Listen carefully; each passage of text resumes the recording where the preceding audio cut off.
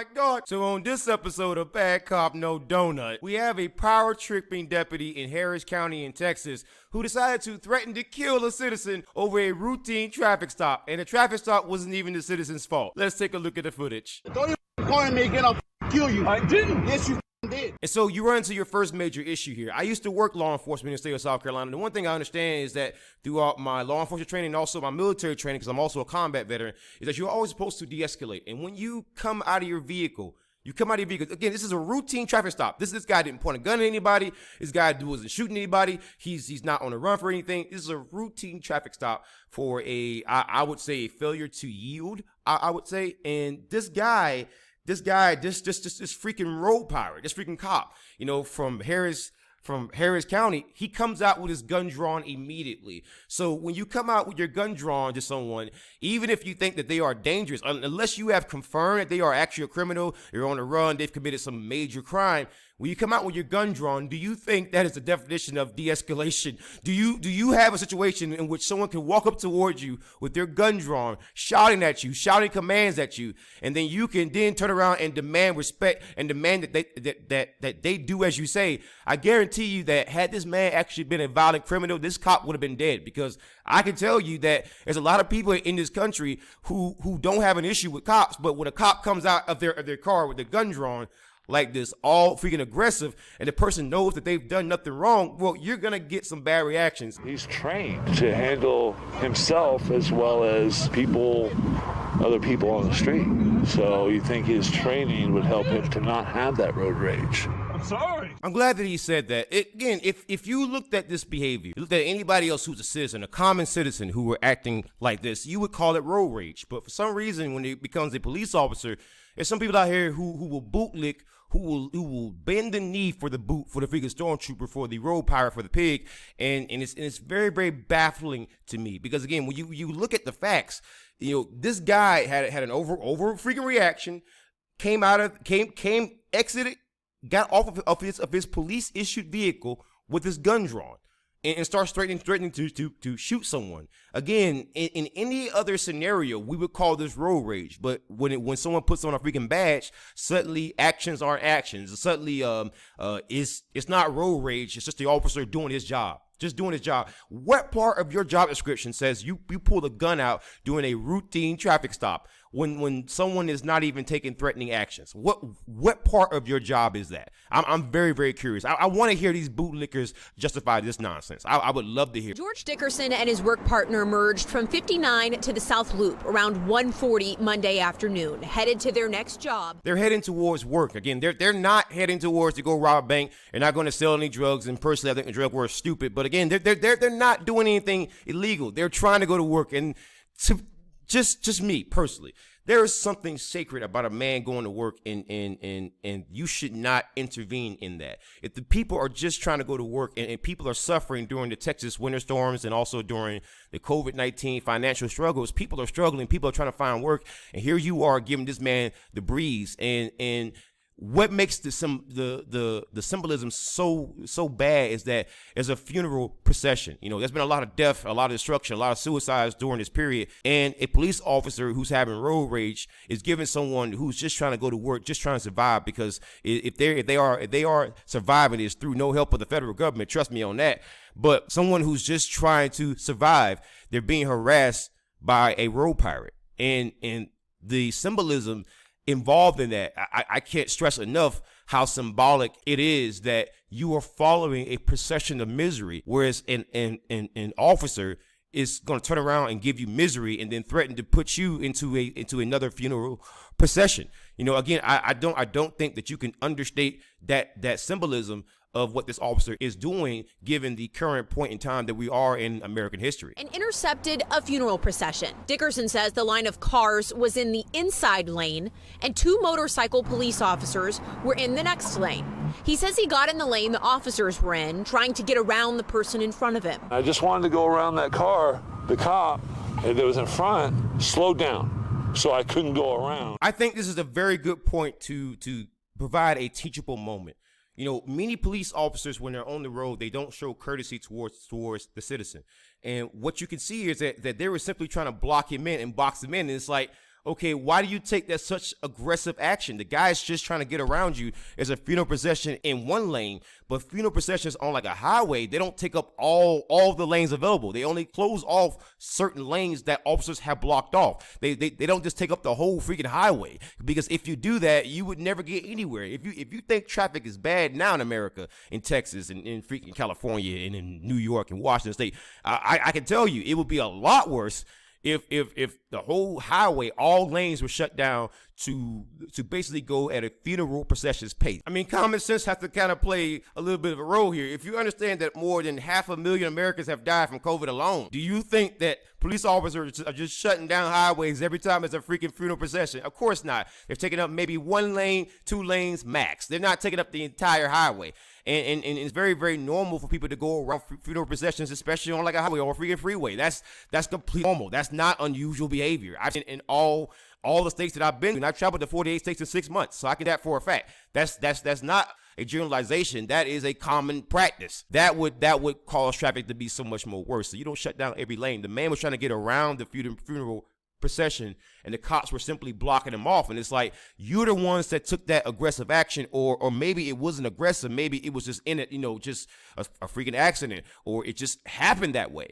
Sometimes things like that happen on the road, but if that happens, you don't then pull the guy over and point a freaking gun at him. That's not how you handle that. First of all, you recognize that an officer cut him off. Essentially, when you have actions where you have people cutting you off and then coming towards your vehicle with their guns drawn, shouting threats at you, actually death threats, and making all kind of freaking demands at you, in any other scenario, we would call this road rage. But when it comes to police officers, suddenly, when you put on a badge, apparently words don't mean words anymore. Words just mean something else completely different. And it's just amazing to me. It's baffling me. Oh my God, I just don't understand what's the reasoning for this. If an officer takes an action where we would normally call it something else, then call it that, no matter who it is, or if it's a police officer or a freaking politician or anybody else. I don't care if it's a freaking president who takes this exact same action. Actions are actions, and definitions are definitions, and the English language is the English language. You don't get to just pick and choose and redefine terms and redefine job duties, just because you feel that police officers should be protected beyond protection. Because again, their main duty is to uphold the Constitution. What part of this action, these actions that this officer is taking so far is a part of upholding the damn Constitution? Please, someone in the comment section explain that one to me. I would love to know. Because again, I'm at a loss, and I work law enforcement. I was in the military, and I'm still at a freaking loss here. And I was like, what's going on? And he's like, stop.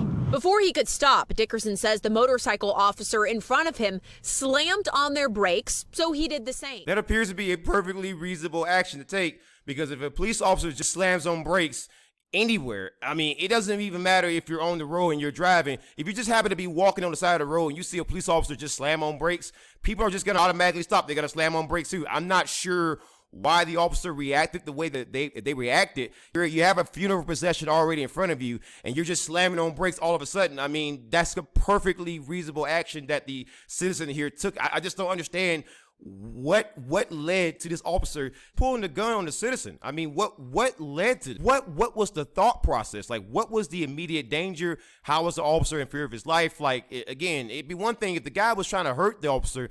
He had plenty of opportunities to do so because the officer's on a freaking motorcycle and the guy's a truck. So I'm just not understanding what was the thought process involved in this. Like, I just need for somebody in the comment section who is a pro cop, cop lover, bootlicker, OTL, obey the law type. I want you to explain to me in the comment section what makes sense about what the officer did, because I'm having a hard time here. I'm having trouble with this. Oh my God.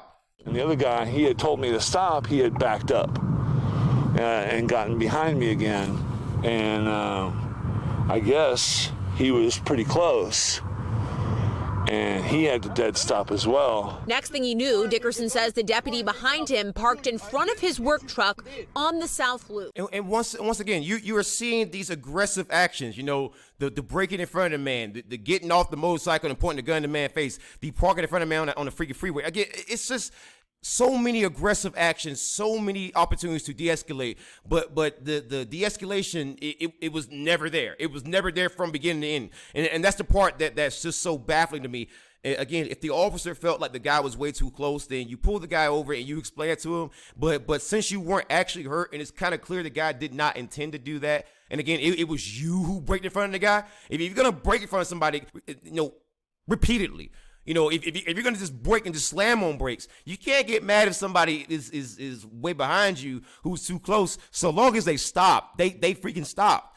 But again, like you're the one who slammed on brakes. You're the one who did that. So you don't then go and point a gun in someone's face because you felt like they were too close. And again, if he didn't actually hit you, where was the harm here? There was no actual hit here. There was no accident. I'm not even seeing where there's evidence of a near miss, because if that was the case, I'm pretty sure that the police department would have came forward with this already. But you're not hearing anything about that, and that's just so bizarre to me. That's the part that I'm just not understanding. What was the thought process behind what this officer did? Because it seems like the officers, it seems like the police officers involved in the particular scenarios were the ones who were aggressively driving. So why is it that you get to aggressively drive but nobody else can? And that's the part that I just, again, rules for thee, but not for me. Rules for thee, but not for me. Just ridiculous. Just ridiculous. He gets off his bike with his gun drawn and comes at me. And as soon as I see his gun drawn, I put my hands up in the air. What are they doing out there if they're pointing guns at regular citizens? I am so glad that he brought this up, and it was actually a white guy. It wasn't a black guy. Because, again, I wanted to highlight this case because it was an officer of color and was also a white victim. Again, police brutality doesn't know a color, but again, it just seems like when it comes to black folks, when black folks start complaining, people tell black folk to shut up. But the thing about it is, are you telling me to shut up now that I'm talking about a white victim and an officer who is not white? But again, I don't think police brutality victims know a color. I think when you look at cases like Daniel Schaefer, I mean, that young man was executed by a pig, a freaking road pirate, a bad cop. And I'm beginning to think that more and more cops are just bad. I'm convinced that there's not a good police department out there. And that's why these videos are very, very important, because you get to hear what people on my side are saying and why that and basically the reason why I'm saying it. And so maybe you could, maybe an officer seeing this wouldn't just take it as me hating cops, because I've given a lot of constructive criticism here. I've given some points in which the officer could have de-escalated based on my own law enforcement and military experience. So you can't just ride me away. You can't just say, oh, no, I'm going to, not gonna listen to you because you don't know what you're talking about. Excuse me, the average person who's saying that has none of my experiences, has never done law enforcement, has never fired their freaking weapon, has never been in combat, has never done the things that I've done. And based on things that I've done, what this officer did in terms of pointing guns at citizens, I mean, you don't even do that in combat. You don't even immediately go to that in combat. And the only real time that you do that is when your life is directly, in danger. You just don't do that just all willy-nilly. But the citizen here, the white citizen, says something that's very, very important. I want you to hear this because it's very, very important, because it kind of highlights and encapsulates many things that I've been discussing for many, many months and many, many years on this channel. And Dickinson told me that he does not want, he's glad that he has this on video and wonders how often this happens, and there's no proof of it. Boom. There we go. I mean, he brings up a very good point. How many times does this happen and people simply don't know about it? How many times does this happen and people simply just don't hear about it? Now I think that's a very, very important point that he brings up, because his case was highlighted. How many times has this officer done such actions and it just isn't recorded? Or someone just left their cell phone home, or maybe their cell phone was dead, so they left their home on the freaking charger while they went out to like the store, or just went to go do something. How many times has this officer or members of this particular department, how many times have they done this? That's a very, very, very good question. I'm going to leave the question there. I want you to tell me in the comment section, how many times do you think these officers have done this? I just genuinely want to know what you think in the comments. With that being said, guys, be safe out there. Wear a mask. Don't get COVID. There's a lot of bad cops out there who don't need donuts. And this cop here who just wants to pull a gun on citizens definitely deserves no donuts. That being said, guys, leave a like, share the content, leave a comment, And make sure, guys, make sure you always be the devil in the details. Horns up, peace out. Good night and good luck.